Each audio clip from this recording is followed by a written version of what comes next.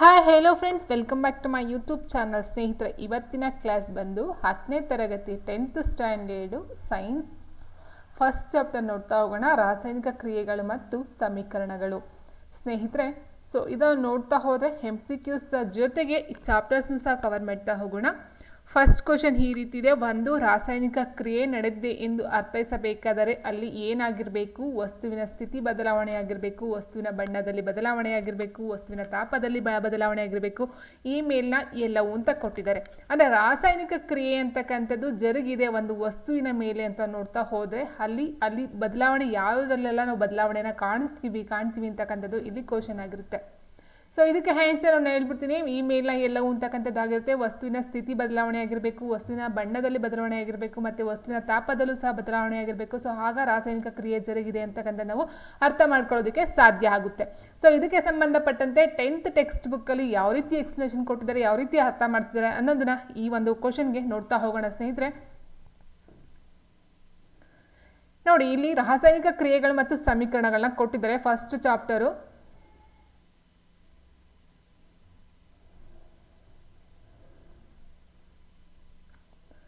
So first ಏನಿದೆ, ಬೇಸಿಗೆಯಲ್ಲಿ ಹಾಲನ್ನು ಕೊಠಡಿಯ ತಾಪದಲ್ಲಿ ಇರಿಸಿದಾಗ ಏನಾಗುತ್ತೆ? ಕಬ್ಬಿಣದ ಕಾವಲಿನ ತೇವಾಂಶಯುಕ್ತ ವಾತಾವರಣ ತೆರೆದಿಟ್ಟಾಗ ಏನಾಗುತ್ತೆ? ದ್ರಾಕ್ಷಿ ಹುದುಗುವಿಕೆಗೆ ಒಳಪಟ್ಟಾಗ ಏನಾಗುತ್ತೆ? ಆಹಾರವನ್ನು ಬೇಯಿಸಿದಾಗ ಏನಾಗುತ್ತೆ? ನಮ್ಮ ದೇಹದಲ್ಲಿ ಆಹಾರ ಜೀರ್ಣವಾದಾಗ ಏನಾಗುತ್ತೆ? ನಾವು ಉಸಿರಾಡಿದಾಗ ಏನಾಗುತ್ತೆ? ಇದೆಲ್ಲ ಕೆಲವೊಂದು ಚೇಂಜಸ್ ಆಗ್ತಾ ಹೋಗ್ತವೆ ಸ್ನೇಹಿತರೆ. ಬೇಸಿಗೆಯಲ್ಲಿ ಹಾಲನ್ನು ಕೊಠಡಿಯ ತಾಪದಲ್ಲಿ ಇರಿಸಿದಾಗ ಏನಾಗುತ್ತೆ? ಹಾಲು ಒಡೆದೋಗುತ್ತೆ, ಕೆಟ್ಟೋಗುತ್ತೆ ಅಂತ ಹೇಳ್ತಾರೆ ಅತಿಯಾದ ಬಿಸಿಯಾದಾಗ. ಆ್ಯಂಡ್ ಅದೇ ರೀತಿ ಅಥವಾ ಒಂಥರ ಸ್ಮೆಲ್ಲು ಸಹ ಬರುತ್ತೆ, ಅದಾದಮೇಲೆ ಎತ್ಕೊಳ್ಳುತ್ತೆ. ಆ್ಯಂಡ್ ನೆಕ್ಸ್ಟ್ ಕಬ್ಬಿಣದ ಕಾವಲಿ ಅಥವಾ ಬಾಣಲಿ ಮೊಳೆಯನ್ನು ತೇವಾಂಶಯುಕ್ತ ವಾತಾವರಣ ತೆರೆದಿಟ್ಟಾಗ ಏನಾಗುತ್ತೆ? ಕಬ್ಬಿಣದ ಆಕ್ಸೈಡ್ ಬಿಡುಗಡೆ ಆಗುತ್ತೆ, ಅಥವಾ ಒಂದು ತುಕ್ಕು ಅಂತ ಏನು ಹೇಳ್ತೀವೋ ಸೊ ಆಕ್ಸೈಡ್ ಬಿಡುಗಡೆ ಆಗ್ತಕ್ಕಂಥದ್ದಾಗಿರುತ್ತೆ. ಆ್ಯಂಡ್ ದ್ರಾಕ್ಷಿ ಉದುಗುವಿಕೆಯಿಂದ ಅದು ಉಳಿ ಬರ್ತಕ್ಕಂಥದ್ದಾಗಿರೋದು. ಆಹಾರವನ್ನು ಬೇಯಿಸಿದಾಗ ಬೇಯಿದಂತಹ ಆಹಾರ ಇರುತ್ತೆ, ಬಟ್ ಸ್ವಲ್ಪ ಹೊತ್ತು ಏನಾಗುತ್ತೆ, ಅದು ಚೆನ್ನಾಗೇ ಇರುತ್ತೆ, ಅಥವಾ ಅದು ಸಹ ಏನಾಗುತ್ತೆ, ಆಹಾರ ಬೇಯಿಸಿದಾಗ ಸಾಫ್ಟ್ ಬರುತ್ತೆ, ಅಥವಾ ಇನ್ನೊಂದೇನೋ ಚೇಂಜಸ್ ಆಗುತ್ತೆ. ನಾವು ಏನು ಒರಿಜಿನಲ್ ಇರುತ್ತೋ ಬೇಯಿಸ್ತಾ ಇದ್ದಾಗ ಏನಿರುತ್ತೋ ಅದೇ ಸೇಮ್ ಇರೋದಿಲ್ಲ, ಹೌದಲ್ವ? ಚೇಂಜಸ್ ಆಗುತ್ತೆ. ನಮ್ಮ ದೇಹದಲ್ಲಿ ಆಹಾರ ಜೀರ್ಣವಾದಾಗ ಏನಾಗುತ್ತೆ?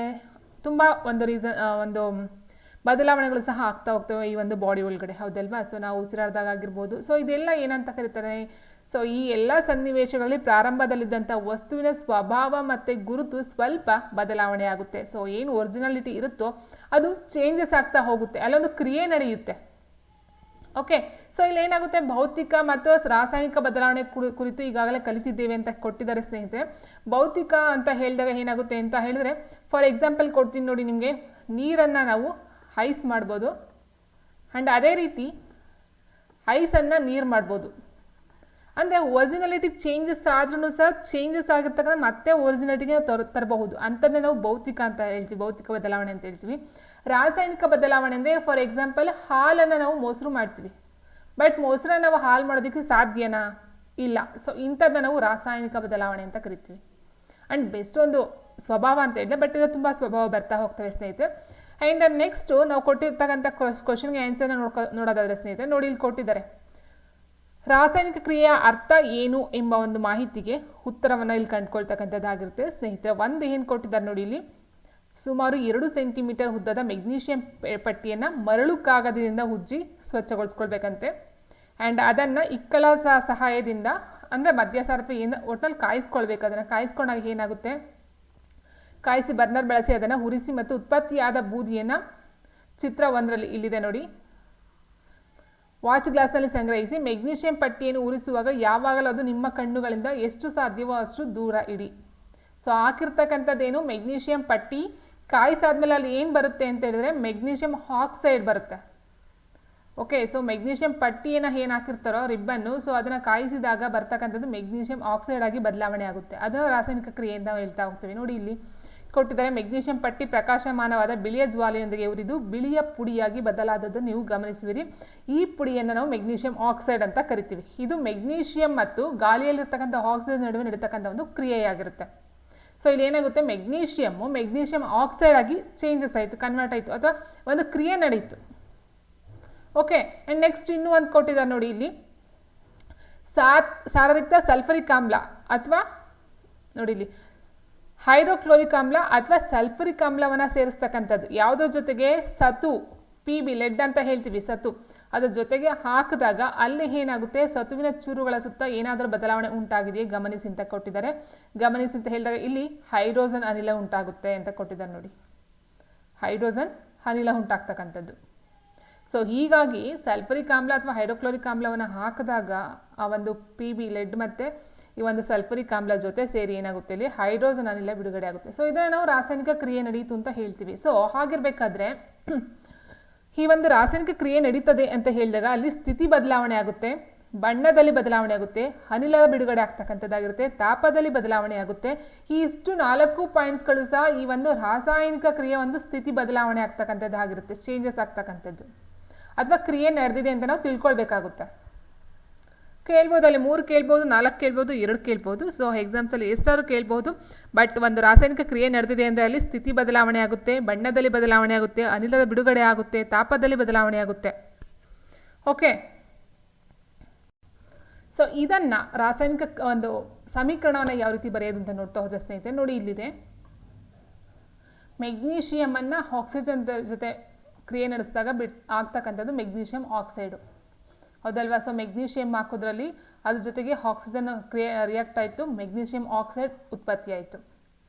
So magnesium plus oxygen equals to magnesium oxide. ಇದನ್ನು ಪ್ರತಿವರ್ಧಕಗಳು ಅಂತ ಕರೀತಾರೆ, ಇದನ್ನು ಉತ್ಪನ್ನ ಅಂತ ಕರೀತಾರೆ.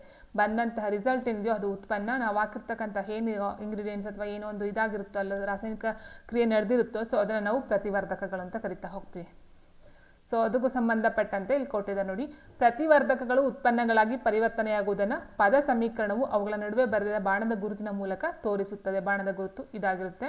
ಆ್ಯಂಡ್ ಪ್ರತಿವರ್ಧಕಗಳನ್ನು ಅವಳ ನಡುವೆ ಸಂಕಲನ ಚಿಹ್ನೆಯನ್ನು ಬಳಸಿ ಇಲ್ಲಿ ಹಾಕಿದ ನೋಡಿ ಪ್ಲೇಸು. ಆ್ಯಂಡ್ ಬಳಸಿ ಎಡಬದಿಯಲ್ಲಿ LHS, ಇದು LHS ಅಥವಾ ಪ್ರತಿವರ್ಧಕಗಳು, ಈ ಕಡೆದು ಇರ್ತಕ್ಕಂಥದ್ದು RHS. ಎರಡೂ ಸಹ ಬ್ಯಾಲೆನ್ಸ್ ಮಾಡ್ತಕ್ಕಂಥ ಸಮೀಕರಣವನ್ನು ಬ್ಯಾಲೆನ್ಸ್ ಮಾಡುತ್ತೆ. ಆ್ಯಂಡ್ ಅದೇ ರೀತಿ ಉತ್ಪನ್ನಗಳನ್ನು ಅವುಗಳ ನಡುವೆ ಸಂಕಲನ ಚಿಹ್ನೆ ಪ್ಲಸ್ ಬಳಸಿ ಬಲಬದಿಯಲ್ಲಿ ಬರೆಯಲಾಗುತ್ತೆ. ಸೊ ಇಲ್ಲೂ ಸಹ ಬರುತ್ತೆ, ಕೆಲವೊಂದು 2-3 ಇದ್ದಾಗ ಬರುತ್ತೆ. ಸೊ ಇಲ್ಲಿ ಜಸ್ಟ್ ಒಂದು ತೋರಿಸಿದ್ದಾರೆ. ಓಕೆ, ಆ್ಯಂಡ್ ನೆಕ್ಸ್ಟು ಸೊ ಇದು ಬರೆಯೋದು. ಓಕೆ, ಆ ಒಂದು ಪ್ರಶ್ನೆ ನೋಡ್ತಾ ಬರೋಣ. ಪ್ರತಿವರ್ಧಕ ಅಥವಾ ಉತ್ಪನ್ನಗಳಿಗೆ ಸಂಬಂಧಿಸಿದಂತೆ SLG ಹಾಗೂ AG ಸಂಕೇತಗಳ ಅರ್ಥವು ಕ್ರಮವಾಗಿ ಯಾವ ರೀತಿ ಇರುತ್ತದೆ? ಸೊ ಇಲ್ಲಿ SLG AG ಅಂತ ಹೇಳಿದರೆ ಸ್ನೇಹಿತರೆ, S means solid, L means liquid, gaseous and AG ಆಕ್ವೆಟಿಕಸ್ ಅಂತ ಕೊಟ್ಟಿದ್ದಾರೆ. ಓಕೆ, ಪ್ರತಿವರ್ಧಕ ಅಥವಾ ಉತ್ಪನ್ನ, ಈಗ ನಾವು ನೋಡಿದ್ವಿ, ಯಾವುದನ್ನ ನೋಡಿದ್ವಿ, ಇಲ್ಲಿ ನೋಡಿದ್ವಿ ಪ್ರತಿವರ್ಧಕ ಯಾವುದು, ಫಸ್ಟ್ ಏನು LHS ಬರುತ್ತೋ ಇದನ್ನು ನಾವು ಪ್ರತಿವರ್ಧಕಗಳು ಅಂತ ಕರೆದ್ವಿ, ಇದನ್ನು ಉತ್ಪನ್ನಗಳು ಅಂತ ಕರಿತೀವಿ, ಹೌದಲ್ವಾ. ಈಗ ಮೆಗ್ನೀಷಿಯಂ ಅಂತಕ್ಕಂಥದ್ದು ಏನಿದೆಯೋ, ಮೆಗ್ನೀಷಿಯಂ ಇದು ಏನು ಬರಬಹುದು ನಿಮಗೆ? ಮೆಗ್ನೀಷಿಯಂ ಅಂತಕ್ಕಂಥದ್ದು ಲಿಕ್ವಿಡಾ, ಸಾಲಿಡಾ ಅಥವಾ ಈ ಒಂದು ಗ್ಯಾಸಿಯಸ್ ಎಲ್ಲ ಬರುತ್ತಾ? ಸೊ ಇದು ಬಂದು ಘನ ಅಂದರೆ ಸಾಲಿಡಲ್ಲಿ ಬರುತ್ತೆ. ಈಗ ಆಕ್ಸಿಜನ್ ಅಂತ ಅಂದರೆ ಏನು? ಇದು ಗ್ಯಾಸ್, ಲಿಕ್ವಿಡ್ ಬರುತ್ತೆ, ಹೌದಲ್ವಾ. ಸೊ ಆ ಒಂದು ಇದನ್ನು ನೋಡ್ತಾ ಹೋದಾಗೆ ನೋಡಿ, ಪ್ರತಿವರ್ಧಕ ಬರ್ತಕ್ಕಂಥದ್ದು ಫಸ್ಟ್ ಬರ್ತಕ್ಕಂಥದ್ದು ಘನ ಆಗಿರುತ್ತೆ, ಅದಾದ ನಂತರ ದ್ರವ ಬರುತ್ತೆ, ಅದಾದ ನಂತರ ಅನಿಲ ಬರುತ್ತೆ, ಅದಾದ ನಂತರ ಜಲೀಯ ಬರುತ್ತೆ. ನೀವು ಕೇಳಬಹುದು ಇಲ್ಲಿ ಇಲ್ಲ ಅಂತ ನೋಡಿ ಇಲ್ಲಿ. ಸೊ ಇಲ್ಲಿ ದ್ರವ ಇಲ್ಲ, ಸೊ ಹಾಗಾಗಿ ಘನ ಇದೆ, ಘನದ ನಂತರ ಅನಿಲ ಇದೆ, ಈ ಬರ್ತಕ್ಕಂಥದ್ದು ಜಲೀಯ ಮಿಶ್ರಣ ಅಂತ ಏನು ಹೇಳ್ತೀವೋ. ಸೊ ಮಿಶ್ರಣ ಮೆಗ್ನೀಷಿಯಂ ಪ್ಲಸ್ ಆಕ್ಸಿಜನ್ ಎರಡು ಮಿಕ್ಸ್ ಆಗಿರ್ತಕ್ಕಂಥದ್ದು ಜಲೀಯ. ಹಾಗಾಗಿ ಇಲ್ಲಿ ಆನ್ಸರ್ ಯಾವ್ದು ಬರುತ್ತೆ? ಆಪ್ಷನ್ 1 ಘನ, ದ್ರವ, ಅನಿಲ ಹಾಗೂ ಜಲೀಯ, ಈ ಒಂದು ಆರ್ಡರ್ ವೈಸ್ ಆಗಿ ಬರ್ತಕ್ಕಂಥದ್ದಾಗಿರುತ್ತೆ. ನೆಕ್ಸ್ಟ್ ಒಂದು, ಯಾವಾಗ ರಾಸಾಯನಿಕ ಕ್ರಿಯೆಯಲ್ಲಿ 2 ಅಥವಾ ಹೆಚ್ಚು ಪ್ರತಿವರ್ತಕಗಳು ಸೇರಿ ಒಂದೇ ಉತ್ಪನ್ನ ಉಂಟಾದರೆ ಅಂತಹ ರಾಸಾಯನಿಕ ಕ್ರಿಯೆಯನ್ನು ಹೀಗೆ ಕರೆಯುತ್ತಾರೆ. ಯಾವಾಗ ರಾಸಾಯನಿಕ ಕ್ರಿಯೆಯಲ್ಲಿ 2 ಅಥವಾ ಹೆಚ್ಚು ಪ್ರತಿವರ್ಧಕಗಳು ಸೇರಿ, ಅಂದರೆ 2 ಪ್ರತಿವರ್ತಕಗಳು ಸೇರಿ ಒಂದು ಉತ್ಪನ್ನ ಮಾಡ್ತಕ್ಕಂಥ, ಫಾರ್ ಎಕ್ಸಾಂಪಲ್ ಈಗ ನೋಡಿದ್ವಿ ಅಲ್ವಾ, ಲಾಸ್ಟ್ ಒಂದು ನೋಡಿದ್ವಿ Mgಗೆ ಸಂಬಂಧಪಟ್ಟಂತೆ ಮೆಗ್ನೀಷಿಯಂ ಪ್ಲಸ್ ಇದು ನೋಡ್ತಾ ಹೈಡ್ರೋಜನ್ ನೋಡ್ತಾ ಹೋದಾಗ ನಮ್ಗೆ ಏನಾಗಿತ್ತು, ಅಲ್ಲಿ ಮೆಗ್ನೀಷಿಯಂ ಆಕ್ಸೈಡ್ ಆಯಿತು, ಅಂದರೆ ಎರಡು ರಾಸಾಯನಿಕ ಪ್ರತಿವರ್ತಕಗಳನ್ನು ತೊಗೊಂಡು ಒಂದು ಉತ್ಪನ್ನವನ್ನು ಮಾಡ್ತಕ್ಕಂಥ ಏನಂತ ಕರೀತಾರೆ ಅಂತ ಹೇಳಿದ್ರೆ ಸಂಯೋಗ ಕ್ರಿಯೆ ಅಂತ ಕರೀತಾರೆ. ಎರಡನ್ನ ಒಂದು ಮಾಡ್ತಕ್ಕಂಥದ್ದು, 1+1 ಮೆಗ್ನೀಷಿಯಂ ಏನಿತ್ತು ಪ್ಲಸ್ ಹೈಡ್ರೋಜನ್ ಏನು ತೊಗೊಂಡಿದ್ವಿ, ಸೊ ಮೆಗ್ನೀಷಿಯಂ ಆಕ್ಸೈಡ್ ಅಂತ ಏನಾಯಿತು, ಸೊ ಅದನ್ನು ನಾವು ಸಂಯೋಗ ಕ್ರಿಯೆ ಅಂತ ಕರಿತೀವಿ. ಇನ್ನು ವಿಭಜನೆ ಕ್ರಿಯೆ, ಸ್ಥಾನಪಲ್ಲಟ ಕ್ರಿಯೆ, ದ್ವಿಸ್ಥಾನಪಲ್ಲಟ ಕ್ರಿಯೆ ಎಲ್ಲದಕ್ಕೂ ನಿಮಗೆ ಕೊಡ್ತಾ ಹೋಗ್ತೀನಿ. ಈ ಎಕ್ಸಾಂಪಲ್ನ ನೋಡ್ತಾ ನೋಡಿ ಸ್ನೇಹಿತರೆ. ನೋಡಿ, ರಾಸಾಯನಿಕ ಕ್ರಿಯೆ ವಿಧಗಳನ್ನ ನೋಡ್ತಾ ಹೋದಾಗ ಸಂಯೋಗ ಕ್ರಿಯೆ ಬರುತ್ತೆ, ವಿಭಜನಾ ಕ್ರಿಯೆ ಬರುತ್ತೆ, ಸ್ಥಾನಪಲ್ಲಟ ಕ್ರಿಯೆ ಬರುತ್ತೆ, ಮತ್ತು ದ್ವಿಸ್ಥಾನಪಲ್ಲಟ ಕ್ರಿಯೆ ಅಂತಕ್ಕಂಥದ್ದು ಬರ್ತಾ ಹೋಗುತ್ತೆ. ಸೊ ಇದರಲ್ಲಿ ಸಂಯೋಗ ಕ್ರಿಯೆ ಅಂತ ಅಂದ್ರೆ ಏನು ನೋಡಿ, ಇಲ್ಲಿ CaO ಅಂದರೆ ಸುಟ್ಟ ಸುಣ್ಣ ಅಂತ ಏನಿದೆಯೋ, ಕ್ಯಾಲ್ಸಿಯಂ ಆಕ್ಸೈಡ್ H2O ನೀರಿನೊಂದಿಗೆ ವರ್ತಿಸಿದಾಗ, ಅಂದರೆ ಇಲ್ಲಿ ಎರಡಿದೆ ನೋಡಿ, ಎರಡು ಪ್ರತಿವರ್ಧಕಗಳಿರ್ತಕ್ಕಂಥದ್ದು. ಇಲ್ಲಿ ಕ್ಯಾಲ್ಸಿಯಂ ಆಕ್ಸೈಡ್ ಇದೆ ಆ್ಯಂಡ್ H2O ನೀರಿದೆ. ಎರಡು ಪ್ರತಿವರ್ಧಕಗಳನ್ನು ಸೇರಿಸಿ ಏನಾಯ್ತು ನಮಗೆ ಅರಳಿನ ಸುಣ್ಣ ಅಥವಾ CaOH ಟ್ವೈಸ್ ಅಂತಕ್ಕಂಥದ್ದು ಇದೆಯೋ, ಸೊ ಒಂದು ಉತ್ಪನ್ನ ಆಯ್ತಲ್ವಾ. ಸೊ ಇವೆರಡನ್ನ ಸಂಯೋಗ ಮಾಡ್ತಕ್ಕಂಥ ಸೇರಿಸಿ ಒಂದು ಉತ್ಪನ್ನ ಏನು ತಗೊಳ್ತೀವೋ ನಾವು, ಇದನ್ನು ನಾವು ಸಂಯೋಗ ಅಂತ ಕರಿತೀವಿ. ಕ್ಯಾಲ್ಸಿಯಂ ಆಕ್ಸೈಡ್ ನೀರಿನೊಂದಿಗೆ ಸೇರಿ ಒಂದೇ ಉತ್ಪನ್ನ ಕ್ಯಾಲ್ಸಿಯಂ ಹೈಡ್ರಾಕ್ಸೈಡ್ ಉಂಟಾಗ್ತಕ್ಕಂಥದ್ದು ಈ ಯಾವ ರಾಸಾಯನಿಕ ಕ್ರಿಯೆಯಲ್ಲಿ ಎರಡು ಅಥವಾ ಹೆಚ್ಚು ಪ್ರತಿವರ್ಧಕಗಳು ಸೇರಿ ಒಂದೇ ಉತ್ಪನ್ನವನ್ನು ಉಂಟು ಮಾಡ್ತವೋ, ಸೊ ಅಂತಹ ಕ್ರಿಯೆಗೆ ನಾವು ಸಂಯೋಗ ಕ್ರಿಯೆ ಅಥವಾ ಕಾಂಬಿನೇಷನ್ ರಿಯಾಕ್ಷನ್ ಅಂತ ಕರಿತಾ ಹೋಗ್ತೀವಿ. ಅರ್ಥ ಆಯ್ತಂತ ಅನ್ಕೊಳ್ತೀನಿ ಸ್ನೇಹಿತರೆ. ಸೊ ಅದೇ ರೀತಿ ನಾವು ನೋಡ್ತಾ ಇನ್ನೂ ಬೆಸ್ಟ್ ಎಕ್ಸಾಂಪಲ್ಸ್ಗಳು ಇಲ್ಲಿ ಕೊಟ್ಟಿದ್ದಾರೆ ನೋಡಿ. ಕಲ್ಲಿನ ದಹನ ಅಂತ ಕೊಟ್ಟಿದ್ದಾರೆ. ಕೋಕ್ನ ಈ ಒಂದು ಆಕ್ಸಿಜನ್ ಜೊತೆ ಮಿಕ್ಸ್ ಮಾಡಿದಾಗ ನಮಗೆ ಸೇರ್ತಕ್ಕಂಥದ್ದು ಕಾರ್ಬನ್ ಡೈಆಕ್ಸೈಡ್ ಬರುತ್ತೆ. ಕಲ್ಲಿದ್ದ ದಹನ ಅಥವಾ ಕಾರ್ಬನ್ನ ಆಕ್ಸಿಜನ್ ಜೊತೆ ಸೇರಿದಾಗ ಕಾರ್ಬನ್ ಡೈಆಕ್ಸೈಡ್ ಆಯಿತು. ಆ್ಯಂಡ್ ಹೈಡ್ರೋಜನ್ ಏನಿದೆಯೋ ಆಕ್ಸಿಜನ್ ಜೊತೆ ಸೇರ್ಕೊಳ್ತಾ ಹೋದಾಗ H2O ನೀರು ಸಿಗುತ್ತೆ ನಮಗೆ. ಅಂದರೆ ಸರಳ ಭಾಷೆಯಲ್ಲಿ ಹೇಳಿದರೆ ಎರಡು ಅಥವಾ ಹೆಚ್ಚು ವಸ್ತುಗಳು, ಧಾತುಗಳು ಅಥವಾ ಸಂಯುಕ್ತಗಳು ಸಂಯೋಗವಾಗಿ ಒಂದೇ ಒಂದು ಉತ್ಪನ್ನವನ್ನು ಉಂಟಾದ ನಾವು ಸಂಯೋಗ ಕ್ರಿಯೆ ಅಂತ ಕರಿತೀವಿ. ಆ್ಯಂಡ್ ನೆಕ್ಸ್ಟ್ ಬಂದು ಇದರಲ್ಲಿ ಬಹಿರುಷ್ಣ ಕ್ರಿಯೆ ಅಂತ ಕೊಟ್ಟಿದ್ದಾರೆ. ಓಕೆ, ಇದ್ರ ಬಗ್ಗೆ ನೆಕ್ಸ್ಟ್ ಇದನ್ನು ನೋಡ್ತಾ ಹೋಗೋಣ. ಬಟ್ ಈಗ ಕೊಟ್ಟಿರ್ತಕ್ಕಂಥ ನೋಡ್ತಾ ಹೋದರೆ ಸಂಯೋಗ ಆಯಿತು. ನೆಕ್ಸ್ಟು ವಿಭಜನೆ ಬರುತ್ತೆ, ಹೌದಲ್ವಾ. ವಿಭಜನಾ ಕ್ರಿಯೆ ಅಂತಕ್ಕಂಥ ನೋಡ್ತಾ ಹೋಗ್ತೀವಿ. ವಿಭಜನಾ ಕ್ರಿಯೆ ಅಂದರೆ ಸೊ ನಾವು ಅಲ್ಲೇನು ಮಾಡಿದ್ವಿ, ಎರಡು ಪ್ರತಿವರ್ತಕಗಳನ್ನು ಒಂದು ಉತ್ಪನ್ನವಾಗಿ ನೋಡ್ತಾ ಹೋದ್ವಿ, ಅದನ್ನು ಸಂಯೋಗ ಅಂತ ಕರೆದ್ವಿ. ಬಟ್ ಇಲ್ಲಿ ಒಂದು ಸಂಯೋಗ ಏನಿರುತ್ತೆ ಅಥವಾ ಒಂದು ಉತ್ಪನ್ನ ಏನಿರುತ್ತೆ ನೋಡಿ, ಫೆರಸ್ ಸಲ್ಫೈಟ್ ಅಂತಕ್ಕಂಥದ್ದು ಏನಿದೆಯೋ ಇದನ್ನು ನಾವು ಎರಡು ಇದನ್ನಾಗಿ ನೋಡ್ತಕ್ಕಂಥದ್ದಾಗಿರುತ್ತೆ ನೋಡಿ. Fa2O3 ferric oxide and sulphur oxide, sulphur trioxide ಕೊಡು, ಸಲ್ಫರ್ ಡೈಆಕ್ಸೈಡ್ ಇದು, ಸಲ್ಫರ್ 3 ಇದೆ ನೋಡಿ ಇದು. ಸೊ ಹೀಗಿರಬೇಕಾದ್ರೆ ಒಂದು ಏನಿದೆಯೋ ಫೆರಸ್ ಸಲ್ಫೇಟ್ ಅಂತಕ್ಕಂಥ ಒಂದು ಉತ್ಪನ್ನವನ್ನು 3 ಉತ್ಪನ್ನಗಳಾಗಿ ಡಿವೈಡ್ ಮಾಡಿದ್ರಲ್ಲ, ಸೊ ಇದನ್ನು ಡಿವೈಡ್ ಮಾಡ್ತಕ್ಕಂಥದ್ದು ವಿಭಜನಾ ಕ್ರಿಯೆ ಅಂತ ಹೇಳ್ತೀವಿ. ಓಕೆ, ಸೊ ಇನ್ನು ಕೊಟ್ಟಿದ್ದಾರೆ ಇಲ್ಲಿ ನೋಡೋದಾದ್ರೆ ನಾವು ಸರಳ ಉತ್ಪನ್ನಗಳು ವಿಭಜನೆ ಆಗೋದನ್ನು ನೀವು ವೀಕ್ಷಿಸಬಹುದು. ಇದು ವಿಭಜನಾ ಕ್ರಿಯೆ. ಫೆರಸ್ ಸಲ್ಫೇಟ್ ಹರಳುಗಳನ್ನು ಕಾಸಿದಾಗ ಅಥವಾ ಕಾಯಿಸಿದಾಗ ನೀರಿನ ಅಣುಗಳನ್ನು ಕಳೆದುಕೊಳ್ಳುತ್ತದೆ, ಹರಳುಗಳ ಬಣ್ಣ ಬದಲಾಗುತ್ತದೆ. ಆ್ಯಂಡ್ ಇದು ನಂತರ ferric oxide, sulphur dioxide, sulphur ಟ್ರೈ ಆಕ್ಸೈಡ್ಗಳಾಗಿ ವಿಭಜನೆಯನ್ನು ಹೊಂದುತ್ತದೆ. ಇದನ್ನು ನಾವು ಏನಂತ ಕರಿತೀವಿ ಅಂದರೆ ವಿಭಜನಾ ಕ್ರಿಯೆ ಅಂತ ಕರಿತೀವಿ. ಓಕೆ, ಫೆರಿಕ್ ಆಕ್ಸೈಡ್ ಘನವಾಗಿದ್ದು SO2 ಆ್ಯಂಡ್ SO3 ಅನಿಲಗಳಾಗಿದೆ. ಸೊ ಕೇಳ್ತಾರೆ ಸ್ನೇಹಿತರೆ, ಇಲ್ಲಿ ವಿಭಜನಾ ಕ್ರಿಯೆ ಅಂತ ಏನು ಅಂತ ಕೇಳೋದಕ್ಕಿಂತ ಡೆಫಿನೇಷನ್ನ ಆಲ್ಮೋಸ್ಟ್ ನಿಮ್ಗೆ ಕೇಳ್ತಕ್ಕಂಥ ಈ ಒಂದು ಇದು ಈಕ್ವೇಷನ್ಸ್ಗಳಿರ್ತಾವಲ್ವಾ, ಸೊ ಇಲ್ಲಿ ಫೆರಸ್ ಸಲ್ಫೇಟ್ನ ವಿಭಜನೆ ಮಾಡಿದಾಗ ಯಾವ ರೀತಿಯ ಉತ್ಪನ್ನಗಳು ನಮಗೆ ಸಿಗ್ತಾ ಹೋಗುತ್ತೆ ಅನ್ನೋ ಪ್ರಶ್ನೆ ಸಹ ಕೇಳ್ಬೋದು. ಆ್ಯಂಡ್ ಇನ್ನೂ ಒಂದು ಎಕ್ಸಾಂಪಲ್ ಕೊಟ್ಟಿದ್ದಾರೆ. ಕ್ಯಾಲ್ಸಿಯಂ ಕಾರ್ಬೋನೇಟ್ CaCO3 ಏನಿದೆಯೋ ಇದನ್ನು ಕಾಯಿಸಿದಾಗ ಈ ಒಂದು ಕ್ಯಾಲ್ಸಿಯಂ ಆಕ್ಸೈಡ್ ಅಂತಕ್ಕಂಥದ್ದು ಬಿಡುಗಡೆ ಆಗುತ್ತೆ ಆ್ಯಂಡ್ ಕಾರ್ಬನ್ ಡೈಆಕ್ಸೈಡ್ ಬಿಡುಗಡೆ ಆಗ್ತಕ್ಕಂಥದ್ದು. ಸೊ ಇಲ್ಲಿ ಒಂದು ಪ್ರಾಡಕ್ಟು ಎರಡಾಗಿ ಡಿವೈಡ್ ಆಗುತ್ತಲ್ಲ, ಸೊ ಅದನ್ನು ನಾವು ವಿಭಜನೆ ಅಂತ ಕರಿತೀವಿ. ಇನ್ನು ಉಳಿದಿರ್ತಕ್ಕಂಥದ್ದೇನು,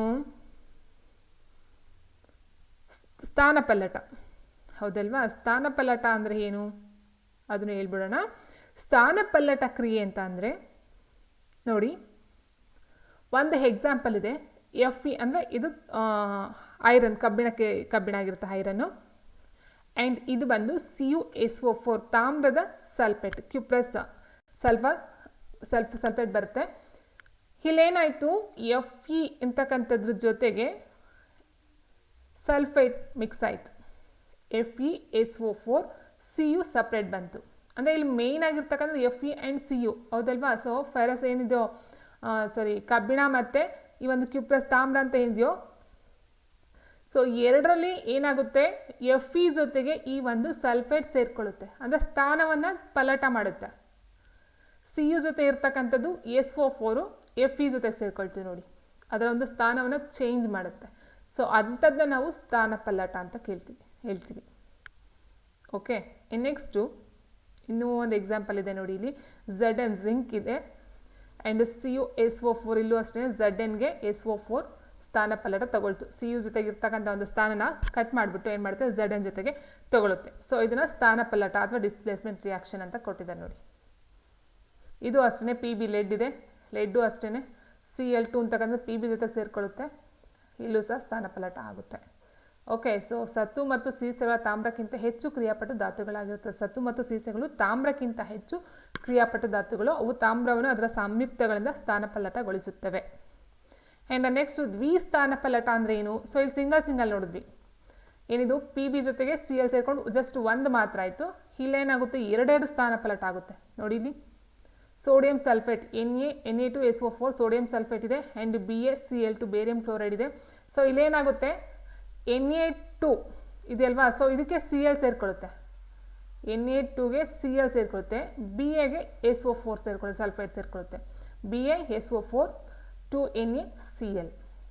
ಅಂದರೆ ಎರಡೆರಡು ಇಲ್ಲಿ ಸ್ಥಾನಪಲ್ಲಟ ಮಾಡ್ತಕ್ಕಂಥ ಇದನ್ನು ನಾವು ದ್ವಿಸ್ಥಾನಪಲ್ಲಟ ಅಥವಾ ಡಬಲ್ ಡಿಸ್ಪ್ಲೇಸ್ಮೆಂಟ್ ರಿಯಾಕ್ಷನ್ ಅಂತ ಕರಿತೀವಿ. ಆ್ಯಂಡ್ ನೆಕ್ಸ್ಟು ಅಷ್ಟೆಲ್ಲ 4 ಆಪ್ಷನ್ಗಳು: ವಿಭಜನಾ ಕ್ರಿಯೆ, ಸ್ಥಾನಪಲ್ಲಟ ಕ್ರಿಯೆ, ಸಂಯೋಗ ಕ್ರಿಯೆ, ದ್ವಿಸ್ಥಾನ ಪಲ್ಲಟ ಕ್ರಿಯೆ. ನೆಕ್ಸ್ಟ್ ಒಂದು ಪ್ರತಿವರ್ತಕದಿಂದ 2 ಅಥವಾ 2ಕ್ಕಿಂತ ಹೆಚ್ಚು ಉತ್ಪನ್ನಗಳು ಉತ್ಪತ್ತಿಯಾದರೆ ಅಂತಹ ರಾಸಾಯನಿಕ ಕ್ರಿಯೆಯನ್ನು ಏನೆಂದು ಕರೆಯುತ್ತಾರೆ? ಏನಿದೆ, ಒಂದು ಪ್ರತಿವರ್ಧಕದಿಂದ 2 ಅಥವಾ 2ಕ್ಕಿಂತ ಹೆಚ್ಚು ಉತ್ಪನ್ನಗಳು ಉತ್ಪತ್ತಿಯಾದರೆ ಏನಾಗುತ್ತೆ? ಈಗ ಸಂಯೋಗ ಅಂತ ಅಂದರೆ ಏನು? 2 ಅಥವಾ 2ಕ್ಕಿಂತ ಪ್ರವರ್ತಕಗಳು ಒಂದು ಉತ್ಪನ್ನವನ್ನು ಕೊಟ್ಟರೆ ಅದನ್ನು ನಾವು ಸಂಯೋಗ ಕ್ರಿಯೆ ಅಂತ ಕರೆದ್ವಿ. ದ್ವಿಸ್ಥಾನಪಲ್ಲಟ ಕ್ರಿಯೆ ಮತ್ತು ಸ್ಥಾನಪಲ್ಲಟ ಕ್ರಿಯೆ ಅಂದರೆ ಅಲ್ಲೇನಾಗುತ್ತೆ, ಅದರ ಒಂದು ಸ್ಥಾನ ಚೇಂಜ್ ಆಗ್ತಾ ಹೋಗುತ್ತೆ. ಹಾಗಾಗಿ ಇದು ಸಹ ಬರಲ್ಲ, ಇದು ಸಹ ಬರಲ್ಲ, ಇದು ಸಹ ಬರಲ್ಲ.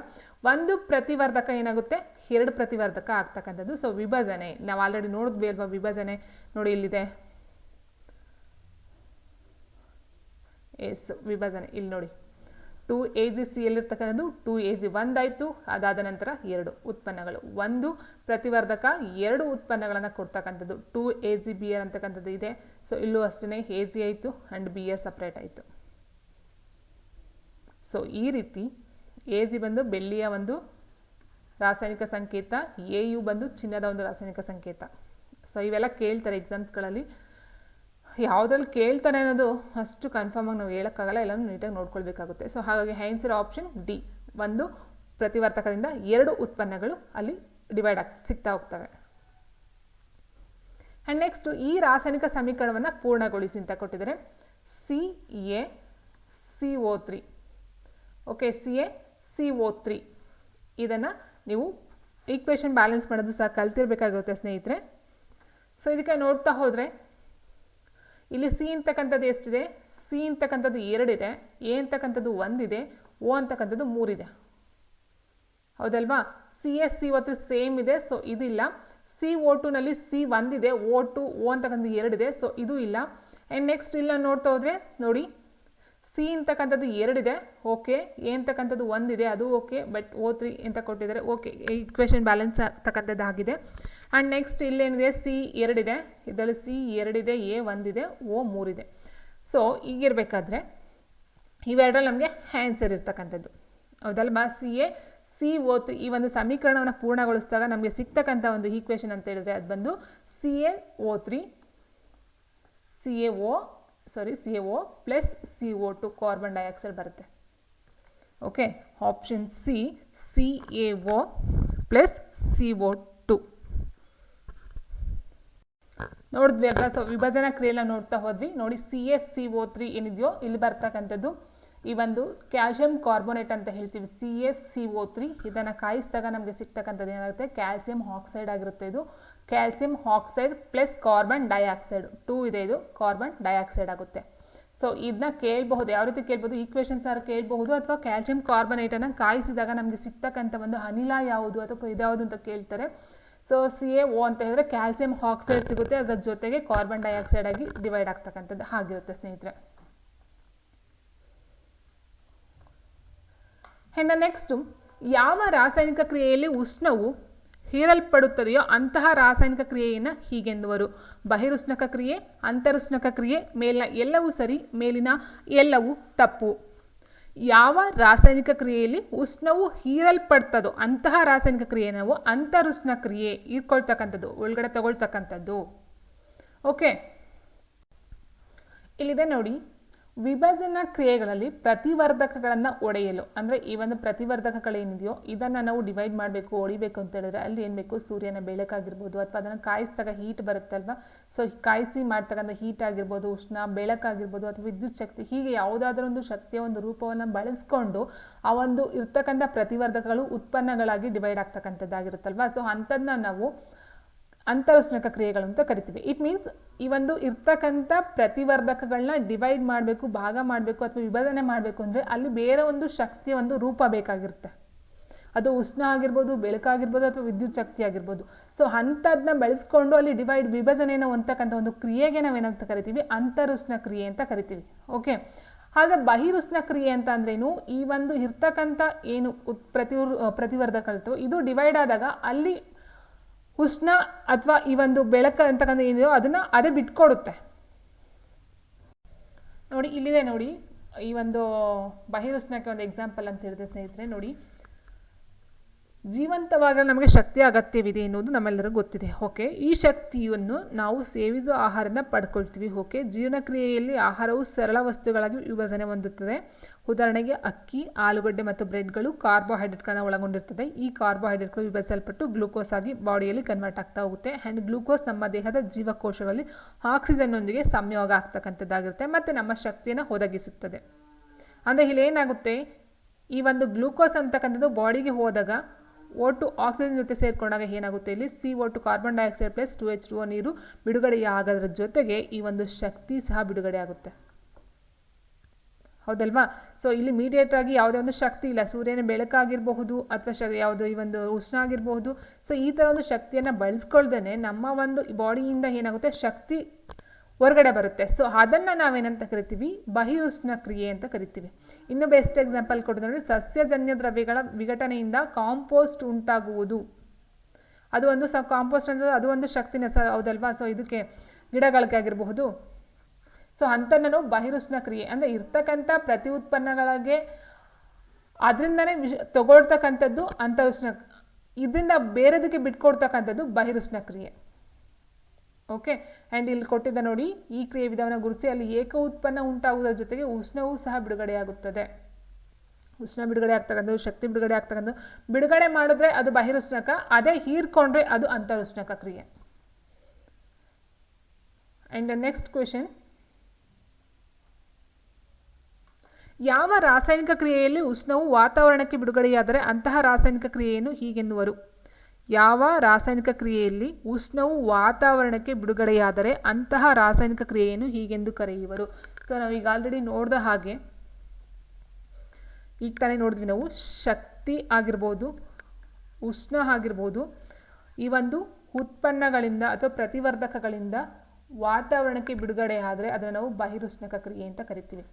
ತನಗೆ ತಾನೇ ಪಡ್ಕೊಂಡ್ರೆ ಅದು ಅಂತರುಷ್ಣಕ ಕ್ರಿಯೆ, ತನ್ನಿಂದ ಬೇರೆದಕ್ಕೆ ಬಿಡುಗಡೆ ಆದರೆ ಅದು ಬಹಿರುಷ್ಣ ಕ್ರಿಯೆ. ಹೌದಲ್ವಾ? ಸೊ ಆಪ್ಷನ್ ಎ ಆಗಿರುತ್ತೆ. ನೆಕ್ಸ್ಟ್, ಯಾವ ರಾಸಾಯನಿಕ ಕ್ರಿಯೆಯಲ್ಲಿ ಪ್ರತಿವರ್ಧಕಗಳ ನಡುವೆ ಅಯನುಗಳ ವಿನಿಮಯ ನಡೆಯುತ್ತದೆಯೋ ಅಂತಹ ರಾಸಾಯನಿಕ ಕ್ರಿಯೆಯನ್ನು ಹೀಗೆಂದು ಕರೆಯೋದಾಗುತ್ತದೆ? ಸಂಯೋಗ ಕ್ರಿಯೆ, ದ್ವಿಸ್ಥಾಪನ ಪಲ್ಲಟ ಕ್ರಿಯೆ, ಸ್ಥಾನಪಲ್ಲಟ ಕ್ರಿಯೆ, ವಿಭಜನಾ ಕ್ರಿಯೆ.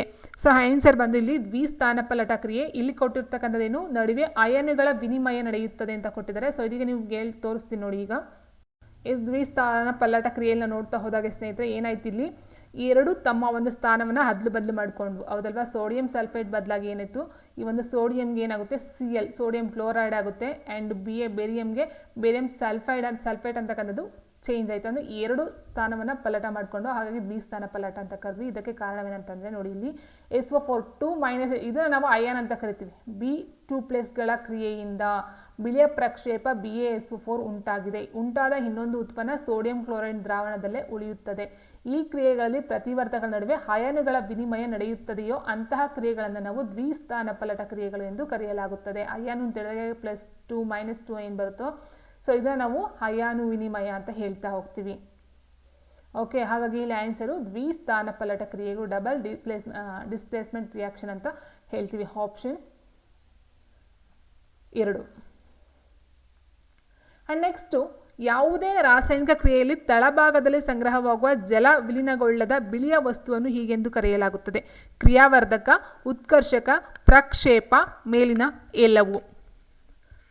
ಯಾವುದೇ ರಾಸಾಯನಿಕ ಕ್ರಿಯೆಯಲ್ಲಿ ತಳಭಾಗದಲ್ಲಿ ಸಂಗ್ರಹವಾಗ್ತಕ್ಕಂಥ ಒಂದು ಜಲ ವಿಲೀನಗೊಳ್ಳದ, ಅಂದರೆ ಇಟ್ ಮೀನ್ಸ್ ನೀರಿಗೆ ವಿಲೀನ ಆಗದೆ ಕೆಳಗಡೆ ಏನು ಉಳ್ಕೊಳ್ಳುತ್ತೋ, ಈಗ ಫಾರ್ ಎಕ್ಸಾಂಪಲ್ ಅಂತ ಹೇಳಿದ್ರೆ, ಈಗ ನಮ್ಮ ಒಂದು ಭೌತಿಕವಾಗಿ ಎಕ್ಸಾಂಪಲ್ ಕೊಡ್ಬೇಕಂತ ಹೇಳಿದ್ರೆ, ಈಗ ಮಣ್ಣನ್ನು ನೀರಿಗೆ ಹಾಕ್ತೀವಲ್ಲಪ್ಪ, ಸೊ ಅದೇನಾಗುತ್ತೆ, ಮಿಕ್ಸ್ ಆಗುತ್ತೆ. ಲಾಸ್ಟಲ್ಲಿ ಈ ಕಲ್ಲು ಏನ್ತಕ್ಕಂಥದ್ದು ಏನಿರುತ್ತೋ ಅದು ನೀರಿಗೆ ಮಿಕ್ಸ್ ಆಗೋದಿಲ್ಲ, ಹಾಗೆ ಉಳ್ಕೊಳುತ್ತೆ. ಬಟ್ ಇಲ್ಲಿ ಕೊಟ್ಟಿರ್ತಕ್ಕಂಥ ಏನು ರಾಸಾಯನಿಕ ಕ್ರಿಯೆ ಅಂತ ಕೊಟ್ಟಿದ್ದಾರೆ.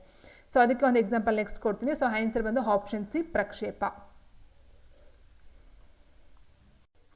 ನೋಡಿ, ಇಲ್ಲಿ ನಾವು ನೋಡ್ತಾ ಹೋದ್ರೆ ZnO+C ಇದೆ, ಹೌದಲ್ವಾ? Zn ಜೊತೆ ಏನಾಗಿದೆ, O ಇರ್ತಕ್ಕಂಥದ್ದು CO ಜೊತೆ ಸೇರ್ಕೋತು. ಅಂದರೆ ಇಲ್ಲಿ Zn ಅಂತಕ್ಕಂಥದ್ದು ಓನ ಏನು ಮಾಡುತ್ತೆ, ಬಿಟ್ಕೊಡುತ್ತೆ, ಸಿಗೆ ಬಿಟ್ಕೊಡುತ್ತೆ. ನೋಡಿ, ಇಲ್ಲಿ ಕಾರ್ಬನ್ ಉತ್ಕರ್ಷಣಗೊಂಡು CO ಆಗಿದೆ, ಅಂದರೆ ಸಿ ಜೊತೆಗೆ O ಸೇರ್ಕೋತು, ಅದನ್ನ ನಾವು ಉತ್ಕರ್ಷಣ ಅಂತ ಕರಿತೀವಿ. ZnO ಜೊತೆ ಇರ್ತಕ್ಕಂಥ O ಏನಾಗುತ್ತೆ, ಮೈನಸ್, ಇಟ್ ಮೀನ್ಸ್ ಬಿಟ್ಕೊಡ್ತಕ್ಕಂಥದ್ದಾಗುತ್ತೆ, ಅದನ್ನ ನಾವು ಅಪಕರ್ಷಣ ಅಂತ ಕರಿತೀವಿ. ಓಕೆ, ಜೊತೆಲಿ ಇರ್ತಕ್ಕಂಥದ್ದನ್ನ ಬಿಟ್ಕೊಟ್ರೆ, ಬೇರೆದಕ್ಕೆ ಬಿಟ್ಕೊಟ್ರೆ ಅದನ್ನ ಅಪಕರ್ಷಣ ಅಂತ ಹೇಳ್ತೀವಿ. ಸೊ ಬೇರೆದನ್ನ ನಾವು ಪಡ್ಕೊಳ್ತಕ್ಕಂಥ, ಈಗ ನೋಡಿ ಇಲ್ಲಿ ಕಾರ್ಬನ್ ಇದೆ, ಕಾರ್ಬನ್ ಜೊತೆಗೆ O ಅಂತಕ್ಕಂಥದ್ದನ್ನ ಪಡ್ಕೊತು, ಸೊ ಅದನ್ನ ನಾವು ಉತ್ಕರ್ಷಣ ಅಂತ ಕರಿತೀವಿ. ಓಕೆ, ಸಿ ಕಾರ್ಬನ್ ಇದ್ದು ಕಾರ್ಬನ್ ಆಕ್ಸೈಡ್ ಆಯ್ತು, ಇದು ಉತ್ಕರ್ಷಣ. ಜಿಂಕ್ ಆಕ್ಸೈಡ್ ಇದು ಜಿಂಕ್ ಆಗ್ತು, ಇದನ್ನ ಅಪಕರ್ಷಣ ಅಂತೀವಿ. ಕಳ್ಕೊಳ್ತಕ್ಕಂಥದ್ದು ಅಪಕರ್ಷಣ ಬರುತ್ತೆ, ಪಡ್ಕೊಳ್ತಕ್ಕಂಥದ್ದು ಉತ್ಕರ್ಷಣ ಆಗುತ್ತೆ. ಅಂಡ್ ನೆಕ್ಸ್ಟ್ ನಾವು ನೋಡೋದಾದ್ರೆ ಸ್ನೇಹಿತರೆ, ಇಲ್ಲಿದೆ ನೋಡಿ, ಪ್ರಕ್ಷೇಪಣ ಕ್ರಿಯೆಗಳು ವಿಲೀನಗೊಳ್ಳದ ಲವಣಗಳನ್ನು ಉತ್ಪತ್ತಿ ಮಾಡುತ್ತವೆ. ಇಲ್ಲಿ ಪ್ರಶ್ನೆ ಕೊಟ್ಟಿದ್ರು ಅಲ್ವಾ ನಿಮ್ಗೆ, ಏನಂತ ಕೊಟ್ಟಿದ್ರು, ಯಾವುದೇ ರಾಸಾಯನಿಕ ಕ್ರಿಯೆಯಲ್ಲಿ ತಳಭಾಗದಲ್ಲಿ ಸಂಗ್ರಹವಾಗುವ ಜಲ, ಅಂದ್ರೆ ಬೇರೆಯದ್ರ ಜೊತೆಗೆ ವಿಲೀನಗೊಳ್ಳದೆ ಇರ್ತಕ್ಕಂಥದ್ದು ನಾವು ಪ್ರಕ್ಷೇಪಣ ಅಂತ ಕರೀತಕ್ಕಂಥದ್ದು. ಇಲ್ಲಿ ಕೊಟ್ಟಿದ್ದ ನೋಡಿ, ಪ್ರಕ್ಷೇಪಣ ಕ್ರಿಯೆಗಳು ವಿಲೀನಗೊಳ್ಳದ ಲವಣಗಳನ್ನ ಉತ್ಪತ್ತಿ ಮಾಡುತ್ತೆ. ಇದು ಯಾವುದ್ರ ಜೊತೆಗೆ ಮಿಕ್ಸ್ ಆಗೋದಿಲ್ಲ, ಮಿಂಗಲ್ ಆಗೋದಿಲ್ಲ, ಅದನ್ನ ನಾವು ಪ್ರಕ್ಷೇಪಣ ಅಂತ ಕರಿತೀವಿ. ಇನ್ನು ಕ್ರಿಯೆಗಳು ವಸ್ತುಗಳಿಂದ ಆಕ್ಸಿಜನ್ ಅಥವಾ ಹೈಡ್ರೋಜನ್ ಪಡೆದುಕೊಳ್ತಕ್ಕಂಥದ್ದು ನಾವು, ಅಥವಾ ಕಳೆದುಕೊಳ್ತಕ್ಕಂಥದ್ದು ಒಳಗೊಂಡಿರುತ್ತೆ. ಅದರಲ್ಲಿ ಆಕ್ಸಿಜನ್ ಪಡೆದುಕೊಳ್ಳುವ ಅಥವಾ ಹೈಡ್ರೋಜನ್ ಕಳೆದುಕೊಳ್ಳುವ ಉತ್ಕರ್ಷಣ, ಆಕ್ಸಿಜನ್ ಕಳೆದುಕೊಳ್ಳುವ ಅಥವಾ ಹೈಡ್ರೋಜನ್ ಪಡೆದುಕೊಳ್ಳುವುದು ಅಪಕರ್ಷಣ. ಸೊ ಆಲ್ರೆಡಿ ಹೇಳಿದಾಗ ಇಲ್ಲಿ Zn ಅಂತಕ್ಕಂಥದ್ದು ಏನಿತ್ತು, Zn+C ಇತ್ತು. ಸೊ ಇಲ್ಲಿ ಏನಾಯ್ತು, Zn ಅಂತಕ್ಕಂಥದ್ದು ಅಪಕರ್ಷಣ ಆಯ್ತು, ಯಾಕಂದ್ರೆ ಓನ ಕಳ್ಕೊಳ್ತು. ಅಂಡ್ ಕಾರ್ಬನ್ ಅಂತಕ್ಕಂಥದ್ದು ಏನಾಯ್ತು, CO ಆಯ್ತು, ಅಂದ್ರೆ ಓನ ಪಡ್ಕೊಳ್ತು, ಇದನ್ನ ನಾವು ಉತ್ಕರ್ಷಣ ಅಂತ ಕರೆದ್ವಿ, ಉತ್ಕರ್ಷಣ. ಓಕೆ, ಇದು ಅಪಕರ್ಷಣ. ಓಕೆ, ಸೊ ಕಳ್ಕೊಳ್ತಕ್ಕಂಥದ್ದು ಅಪಕರ್ಷಣ, ಪಡ್ಕೊಳ್ತಕ್ಕಂಥದ್ದು ಉತ್ಕರ್ಷಣ. ಸೊ ಯಾವುದೇ ಒಂದು ಇದ್ರ ಜೊತೆ ವಿಲೀನ ಆಗದೆ ಇರ್ತಕ್ಕಂಥ ಒಂದು ಲವಣಗಳ ಉತ್ಪತ್ತಿ ಮಾಡ್ತಕ್ಕಂಥ ಪ್ರಕ್ಷೇಪಣ ಕ್ರಿಯೆಗಳು, ಅದು ಪ್ರಕ್ಷೇಪಣ ಅಂತ ಹೇಳ್ತೀವಿ. Answer option C. And next, ಯಾವ ರಾಸಾಯನಿಕ ಕ್ರಿಯೆಯಲ್ಲಿ ಉಷ್ಣವು ವಾತಾವರಣಕ್ಕೆ ಬಿಡುಗಡೆಯಾದರೆ ಅಂತಹ ರಾಸಾಯನಿಕ ಕ್ರಿಯೆಯನ್ನು ಹೀಗೆಂದು ಕರೆಯಲಾಗುತ್ತೆ. ಸೊ ಆಲ್ರೆಡಿ ಇದು ಕ್ವಶನ್ ರಿಪೀಟೆಡ್, ಅದು ಆಯ್ತು ಅನ್ಸುತ್ತೆ ಅಲ್ಲ? ಎಸ್, ಇದು ಆಯ್ತು, 2 ಸಾರಿ ರಿಪೀಟ್ ಆಗುತ್ತೆ. ಎಸ್, ಉತ್ಕರ್ಷಣೆ ಕ್ರಿಯೆ ಎಂದರೆ ಏನು? ಉತ್ಕರ್ಷಣೆ ಅಂತ ಹೇಳಿದ್ರೆ ನಾನು ಹೀಗೆ ಆಲ್ರೆಡಿ ಹೇಳಿದಾಗೆ ಏನಾಗುತ್ತೆ, ಉತ್ಕರ್ಷಣೆ ಅಂದರೆ ಪಡ್ಕೊಳ್ತಕ್ಕಂಥದ್ದು. ಇಲ್ಲಿ ನೋಡಿದ್ವಿ ಅಲ್ವಾ? ಸೊ ನೋಡಿ, ಇಲ್ಲಿದೆ ನೋಡಿ, ಆಕ್ಸಿಜನ್ ಅಥವಾ ಹೈಡ್ರೋಜನ್ ಅನ್ನ ಪಡೆದುಕೊಳ್ಳುವುದು ಮತ್ತೆ ಕಂಡು ಬರುತ್ತೆ. ಸೊ ಇದರಲ್ಲಿ ಆಕ್ಸಿಜನ್ ಅನ್ನ ಪಡ್ಕೊಳ್ತಕ್ಕಂಥದ್ದು, ಹೈಡ್ರೋಜನ್ ಅನ್ನ ಕಳ್ಕೊಳ್ತಕ್ಕಂಥದ್ದು. ಆಕ್ಸಿಜನ್ ಓನ ಪಡ್ಕೊಳ್ಳುತ್ತೆ, ಹೈಡ್ರೋಜನ್ ಅನ್ನ ಕಳ್ಕೊಳ್ಳುತ್ತೆ. ಓಕೆ, ಆಕ್ಸಿಜನ್ ನ ಪಡ್ಕೊಳ್ಳುತ್ತೆ, ಹೈಡ್ರೋಜನ್ ನ ಕಳ್ಕೊಳ್ಳುತ್ತೆ. ಸೊ ಹಾಗಾಗಿ ಆನ್ಸರ್ ಆಪ್ಷನ್ ಬಿ. ನೋಡಿ, ಇಲ್ಲಿ ಆಕ್ಸಿಜನ್ ಪಡ್ಕೊಳ್ತಕ್ಕಂಥದ್ದು, ಹೈಡ್ರೋಜನ್ ನ ಕಳ್ಕೊಳ್ತಕ್ಕಂಥದ್ದು, ಇದು ಬಂದು ಉತ್ಕರ್ಷಣ ಕ್ರಿಯೆ ಆಗಿರುತ್ತೆ. ಇನ್ನು ಚಿಪ್ಸ್ ತಯಾರಕರು ಚಿಪ್ಸ್ ಉತ್ಕರ್ಷಣೆಗೊಳ್ಳುವುದನ್ನು ತಡೆಯಲು ಚಿಪ್ಸ್ನ ಪೊಟ್ಟಣದಲ್ಲಿ ಈ ಅನಿಲವನ್ನು ತುಂಬುತ್ತಾರೆ. ಸೊ ನಿಮ್ಗೆ ಗೊತ್ತಿರ್ಬೋದು, ಚಿಪ್ಸ್ ಎಷ್ಟೋ ತಿಂಗಳಾಗಿರುತ್ತೆ, ಸೊ ಇಷ್ಟುವರೆಗೆ ವ್ಯಾಲಿಡಿಟಿ ಇರುತ್ತೆ ಅಂತ ಹೇಳ್ತಾರೆ. ಅದಕ್ಕೆ ಒಂದು ಒಳಗಡೆ ಚಿಪ್ಸ್ನ ಪೊಟ್ಟಣ ಯಾವ ಒಂದು ಅನಿಲವನ್ನು ಹಾಕಿರ್ತಾರೆ ಅಂತ ಪ್ರಶ್ನೆ ಇದೆ. ಹೈಡ್ರೋಜನ್ ಅನಿಲ, carbon dioxide, nitrogen, sulphur dioxide ಅನಿಲ. ಸೊ ಯಾವುದನ್ನು ಹಾಕಿರ್ತಾರೆ ಅಂತ ಹೇಳಿದ್ರೆ ಅದರೊಳಗಡೆ ನೈಟ್ರೋಜನ್ ಅನಿಲವನ್ನು ಹಾಕಿರ್ತಾರೆ. So option C. ಲೋಹಗಳು ತನ್ನ ಸುತ್ತಲಿರುವ ತೇವಾಂಶ ಮತ್ತು ಆಮ್ಲಗಳಿಂದ ಆಕ್ರಮಿಸಲ್ಪಟ್ಟು ಹಾನಿಗೊಳಗಾಗುವ ಕ್ರಿಯೆಯನ್ನು ಹೀಗೆಂದು ಕರೆಯುತ್ತಾರೆ. ಕಮಟುವಿಕೆ, ನಶಿಸುವಿಕೆ, ಕ್ರಿಯಾವರ್ಧನೆ, ಲೋಹೋದ್ಧರಣ. ಸೊ ಲೋಹಗಳು ತನ್ನ ಸುತ್ತಲಿರುವ ತೇವಾಂಶ ಮತ್ತು ಆಮ್ಲಗಳಿಂದ ಆಕ್ರಮಿಸಲ್ಪಟ್ಟು ಹಾನಿಗೊಳಗಾಗುವಂಥ ಒಂದು ಕ್ರಿಯೆಯನ್ನು ಏನೆಂದು ಕರೆಯುತ್ತಾರೆ ಅಂತ ಹೇಳಿದ್ರೆ ಅದು ಬಂದು ನಶಿಸುವಿಕೆ. Option B. ಇನ್ನು ಕಮಟುವಿಕೆ ಅಂದ್ರೆ ಏನು ನೋಡಿ, ಅದಕ್ಕೂ ಸಂಬಂಧಪಟ್ಟಂತೆ ಇಲ್ಲಿ ಇದೆ ಇನ್ಫಾರ್ಮೇಶನ್. ಸಂರಕ್ಷಣೆ ಅಂತ ಹೇಳಿದಾಗ ಸಂರಕ್ಷಣೆ ಮಾಡ್ತಾರೆ. ಫಾರ್ ಎಕ್ಸಾಂಪಲ್ ಇದ್ರ ಮೇಲೆ ಕಬ್ಬಿಣ Fe ಮೇಲೆ ಏನ್ ಮಾಡ್ತಾರೆ, ಒಂದು ತಾಮ್ರದ ಸತುವನ್ನ ಮಾಡ್ತಾರೆ. ಸೊ ಅದನ್ನ ಸಂರಕ್ಷಣೆ ಅಂತ ಕರಿತೀವಿ. ಬಣ್ಣದ ಲೇಪನ ಮಾಡ್ತಕ್ಕಂಥದ್ದು ಲೋಹಗಳ ಮೇಲೆ, ಅದು ಸಂರಕ್ಷಣೆ ಬರುತ್ತೆ. ಇಲ್ಲ ಕಮಟುವಿಕೆ ಅಂತ ಅಂದ್ರೆ ಏನು ನೋಡಿ, ಕಮಟುವಿಕೆ ಅಂತ ಹೇಳಿದಾಗ ಇಲ್ಲಿ ದೀರ್ಘಕಾಲ ಬಳಸದೇ ಇರ್ತಕ್ಕಂಥ ಒಂದು ಎಣ್ಣೆ ಆಗಿರೋದು, ಕೊಬ್ಬು ಆಗಿರೋದು ಏನಾಗುತ್ತೆ, ರುಚಿ ಅಥವಾ ವಾಸನೆ ಚೇಂಜ್ ಆಗ್ತಾ ಹೋಗುತ್ತೆ, ಹೌದಲ್ವಾ. ಸೊ ಅದನ್ನ ನಾವು ಕಮಟುವಿಕೆ ಅಂತ ಹೇಳ್ತೀವಿ. ಕೊಬ್ಬು ಮತ್ತು ಎಣ್ಣೆ ಪದಾರ್ಥಗಳು ಉತ್ಕರ್ಷಣಗೊಂಡಾಗ ಅವು ಕಮಟುತ್ತವೆ. ಸೊ ಹಾಗಾಗಿ ನಾವು ನೋಡಿದ್ವಿ, ಈಗ ಚಿಪ್ಸ್ ಪ್ಯಾಕೆಟ್ ಅಂತ ಏನ್ ಹೇಳಿದ್ವೋ ನೋಡಿ, ಇಲ್ಲಿ ಉತ್ಕರ್ಷಣಗೊಂಡಾಗ ಏನಾಗುತ್ತವೆ, ವಾಸನೆ ಬರುತ್ತೆ. ಮತ್ತೆ ಅಲ್ಲಿ ಏನಾಗ್ತಿರ್ತೀವಿ ಅಂತ ಹೇಳಿದ್ವಿ ನೋಡಿ. ಈ ಪ್ರಶ್ನೆಗೆ ಚಿಪ್ಸ್ ತಯಾರಕರು ಉತ್ಕರ್ಷಣಗೊಂಡು ಕಮಟುವಿಕೆ ಆದಾಗ ಆಗುತ್ತೆ, ಆ ಕಾರಣಕ್ಕಾಗಿ ಏನ್ ಮಾಡ್ತಾರೆ, ನೈಟ್ರೋಜನ್ ಅದಕ್ಕೆ ತುಂಬಿರ್ತಾರೆ. ಸೊ ಇದನ್ನ ನಾವು ನೋಡಿದ್ವಿ. ಸೊ ಅದೇ ರೀತಿ